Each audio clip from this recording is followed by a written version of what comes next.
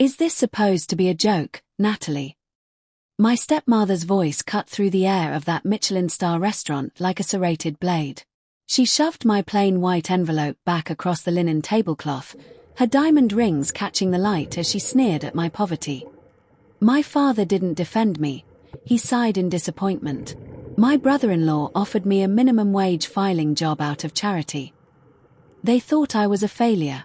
They thought I was the broke daughter clinging to their coattails. What they didn't know was that while they were ordering $5,000 bottles of wine on my tab, I was silently signing the papers to seize their assets. They wanted to humiliate me in public. But by the time the check arrived, I wasn't just their daughter anymore. I was their boss. And I was about to evict them from their own lives. Welcome back to Revenge Engine. Today's story is a reminder that the quietest person in the room is often the one holding all the cards. If you've ever been underestimated by the people who are supposed to love you, or if you believe that success is the best revenge, hit that like button and subscribe.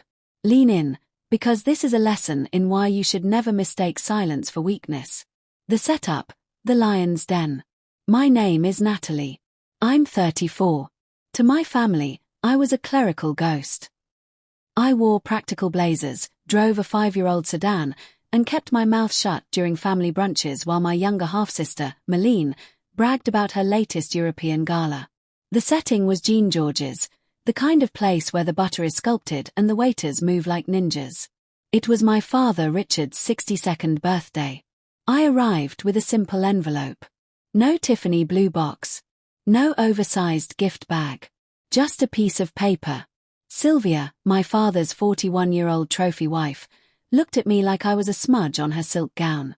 I thought by 34, you'd outgrow arts and crafts, Natalie. Did you really bring a handmade card to $1,000 a plate dinner? The table erupted. Malene giggled into her champagne. My father, Richard, didn't even look up from his wine. Your mother is right, Natalie, he said, his voice heavy with a shame that stung worse than any insult. I asked you to make an effort. Instead, you show up looking like a soup kitchen volunteer. I felt the heat rise in my chest, but I didn't flinch. I tucked the envelope, the one containing the paid-off mortgage to the mansion they were currently losing to secret debt, back into my bag. I decided right then, they didn't deserve the gift of security. They deserved the truth of their own ruin. The escalation, the charity of Jamal. Then came Jamal. My brother-in-law. A corporate lawyer who treats every dinner like a cross-examination. He leaned in, flashing a smile that was all teeth and no heart. Listen, Nat, he boomed, ensuring the neighboring tables could hear. My firm is expanding the records department. Basic data entry. It's minimum wage, but it has a dental plan. I can put in a word so you can finally stop scraping by on the margins. Malene clapped her hands.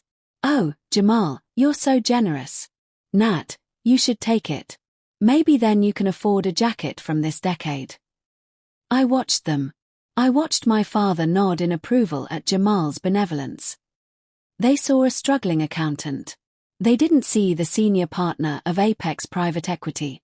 They didn't know that for 6 months, my firm had been quietly swallowing the parent company that owned Jamal's law firm. As they laughed, my phone vibrated in my lap. A text from my assistant, acquisition finalized. 73% voting shares secured. You are the majority owner. I smiled. A real, terrifying smile. That's an interesting offer, Jamal. I'll keep it in mind for my next career move. The climax, the $20,000 trap. Sylvia wanted blood. She called the sommelier over and, with a spiteful glint in her eye, ordered 3 bottles of 1990 Chateau Margaux. $5,000 a bottle. Since Natalie is so frugal, I think it's only fair she handles the bill tonight, Sylvia announced. As the eldest, it's time you showed some financial responsibility. My father agreed. It would show you aren't entirely selfish, Natalie. I stayed silent. I let them order the caviar. I let them toast to their success. I let Sylvia brag about the $15 million venture capital she just secured for her aesthetics clinic, unaware that I was the anonymous investor who provided it. And I was the one who had just authorized a federal freeze on those funds for suspected fraud. The payoff, the decline. The manager arrived. Not with a receipt, but with Sylvia's platinum card held like a piece of trash. "I'm sorry, madam. This card has been declined. There is a hard federal freeze on the account." The blood drained from Sylvia's face. The mogul turned into a panicked child. Jamal, trying to be the hero, threw down his corporate card. "Run mine. This is just a glitch." Beep. Declined. "Account frozen," the manager said, his voice cold.